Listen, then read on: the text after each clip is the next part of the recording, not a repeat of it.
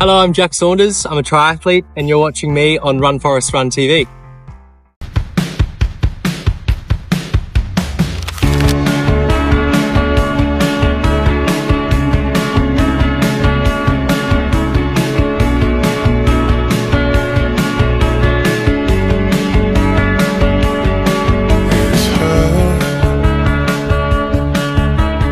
Nothing else makes me feel high.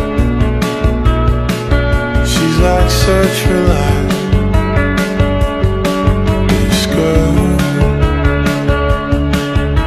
something about it changed my state of mind. My name's Jack Saunders. I'm 28 years old and I live here on the Gold Coast, and I'm hoping to make it to the big dance on the Big Island in 2028 at the World Championships of Ironman. So I grew up in Brisbane. I come from a swimming background, did lots of swim squads when I was quite young, but never really was interested in running or cycling. And it wasn't until COVID hit in 2020 that I was laying around the house feeling pretty lazy, needed to improve my fitness, and I thought I'll start going for runs. So I would do a 3K loop around my neighborhood about 3 times a week, and really it was just to get outside the house and make sure I was feeling active. And I found over time that I started to really enjoy the runs rather than look at them as a punishment, and so my fitness grew. I started to get faster, and then I thought, why not try and make it into a triathlon, as I had a swimming background. So I got involved with Phil Stoneman at M5 Academies in Brisbane, and he's been my coach now for the past 4 years, and he got me into my first sprint triathlon in September 2020, and it's built now all the way from doing my first Ironman last year in May at Port Macquarie. So my first triathlon was at Bribie in September 2020. I remember getting there and being super nervous. It was only a sprint, so it was quite short. I knew that the swim was going to be fine as it's tide assisted, but I hadn't ever really ridden before. I was riding on a secondhand specialized road bike worth about $200. I've got a picture from that triathlon of me running and I'm wearing socks, which is quite funny now because there's no time to change into socks in a sprint tri. I'd never do that now. But for that first race, I thought that socks was going to be a good option. But yeah, I did my first race there, and I remember the whole time, especially throughout the run, just thinking, why would anybody put themselves through this sort of pain? But as soon as I finished, I got across the finish line, I just went, 1, when's the next one? And 2, when can I go longer and improve and go into more lengthy races? So it grew from there, and then just built into Olympic distance, and then half Ironman, and then all the way through now to full Ironman. So from my first race at Bribie in 2020, I was in and out of sprint triathlons, Olympic tries, did Mooloolaba, lots of QTS season sort of races around the Gold Coast and Brisbane area. And then I went away for 2 years to work overseas. So I was trying to maintain my fitness while I was away. Cycling wasn't really a possibility, but did plenty of swimming, plenty of running. Organised my own marathon when I was away just to keep the ball rolling. And then I remember talking to my coach Phil at late 2023. I knew I was coming back to Australia in a few months, and he said, why don't we put your sights on a full distance Ironman? And I think I was just excited, honestly, to be coming back home and to have a goal set for when I got home. So we set the goal for Port Macquarie 2024, and we organised probably about 6 months out for me to start at around New Year time, and we built all the way through to May, and it was a great day. I went under my goal time of 11 hours, so I did 10:47, and as Phil said, and he continually reminds me, your first Ironman is just all about getting it done, hopefully in a way that you feel comfortable throughout the race, even though it's difficult. And then he said, after that first one, now you know what the race brings and what it requires of you. The sky's the limit. So that's going to push me forward to Kona.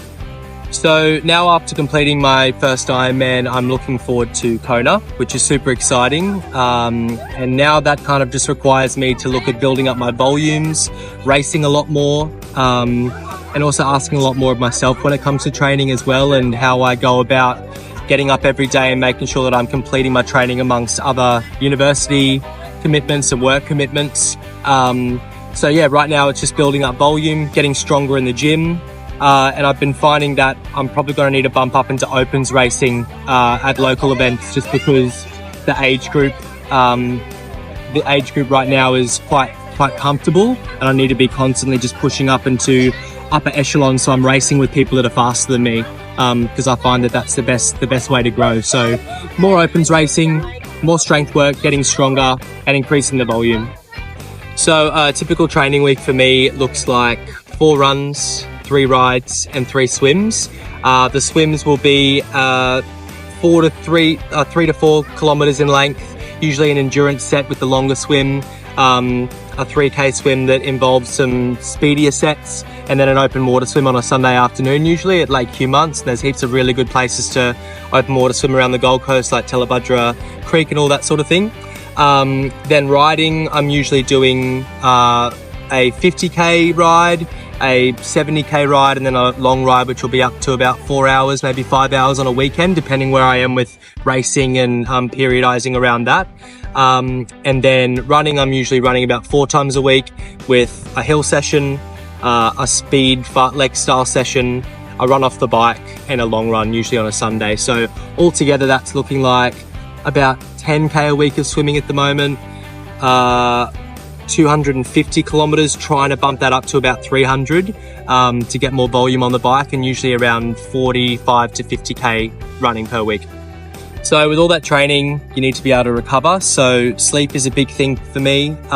Nutrition, I'm mainly plant-based. I find that recovering on a plant-based diet is a lot quicker, and you wake up with a bit of a spring in your step. Everybody's different. I'm not saying that every triathlete should be plant-based, but I just find that really works for me.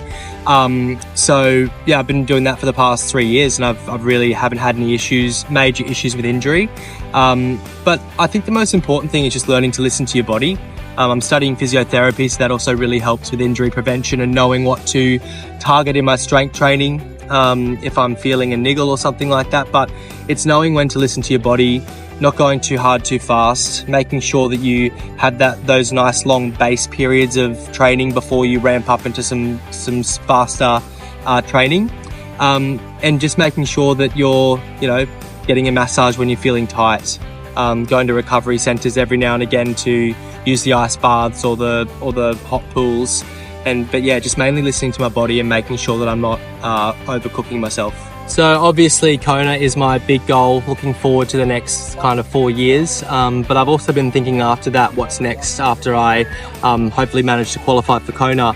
And it's been interesting because I often find I have a bit of imposter syndrome about the triathlon training and the world that I've kind of just found myself pop up into, just because it all came out of nowhere, out of just a hobby, and now it's kind of grown into faster racing and qualifying for races and doing my first Ironman. So I want to basically squeeze as much juice out of the sport as I can, whether that's doing more Ironman races in the future, going down and trying some faster racing. Right now I'm just doing a lot of speed builds, so I'm really enjoying the quick speedy racing, the sprints and the Olympic distances. I personally really enjoy 70.3 racing. I feel like that's what I enjoy the most in the race format, so I'd like to really look into that as well. But I just want to kind of see where it can take me, maybe around the world, and do some destination Ironmans and get into more coaching and pass on my love for the sport to another generation after me. But I'm just trying not to get too ahead of myself and just enjoy my youth at the moment. But yeah, I'm just kind of taking it as it comes, but also trying not to sell myself too short.